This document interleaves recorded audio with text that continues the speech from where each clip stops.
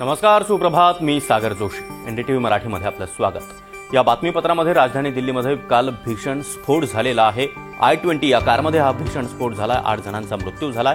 त्यानंतर high alert जारी करण्यात आलेला आहे. देशभरामध्ये सुरक्षा व्यवस्था तैनात करण्यात आली. या सगळ्या बातम्या आपल्याला पाहायच्यात, मात्र तत्पूर्वी एक नजर टाकणार आहोत हेडलाईन्सवर.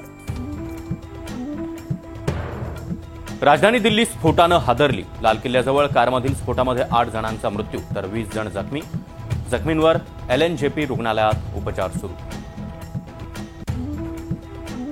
दिल्ली स्फोटातील गाडीचा मालक सलमान पोलिसांच्या ताब्यात. कार विकल्याची सलमानची माहिती. कार खरेदी करणाऱ्या व्यक्तीचा शोध सुरू. स्फोटानंतर दिल्लीमध्ये हाय अलर्ट जारी. सुरक्षेच्या कारणासाठी दिल्लीतल्या महाराष्ट्र सदनचे गेट बंद. दिल्ली बॉम्बस्फोटानंतर देशभरातील विमानतळ आणि रेल्वे स्थानकांवरील सुरक्षेमध्ये वाढ. प्रवाशांची कसून तपासणी. सुरक्षा दलांसह श्वान पथकं तपासणीसाठी तैनात.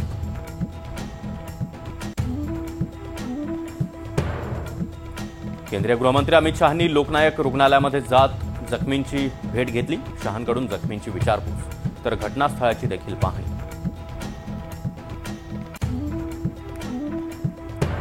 बिहारमध्ये आज दुसऱ्या टप्प्यात 20 जिल्ह्यांमधील 122 जागांसाठी मतदान तर 14 नोव्हेंबरला मतमोजणी. पहिल्या टप्प्यामध्ये 62% मतदान.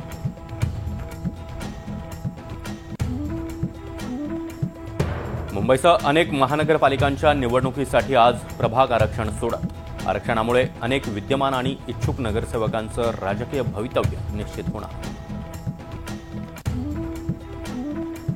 स्थानिक स्वराज्य संस्थांच्या निवडणुकांसाठी भाजपची मोर्चेबांधणी. आज भाजपच्या महत्त्वाच्या नेत्यांची बैठक. मुख्यमंत्री फडणवीस आणि केंद्रीय सहसंघटक मंत्री शिवप्रकाश उपस्थित राहणार.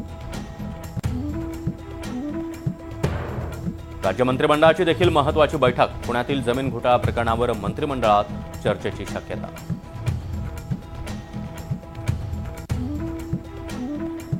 ज्येष्ठ अभिनेते धर्मेंद्र यांची प्रकृती खालावली. मुंबईतील ब्रीच कँडी रुग्णालयामध्ये उपचार सुरू. डॉक्टरांच्या उपचाराला प्रतिसाद देत असल्याची माहिती.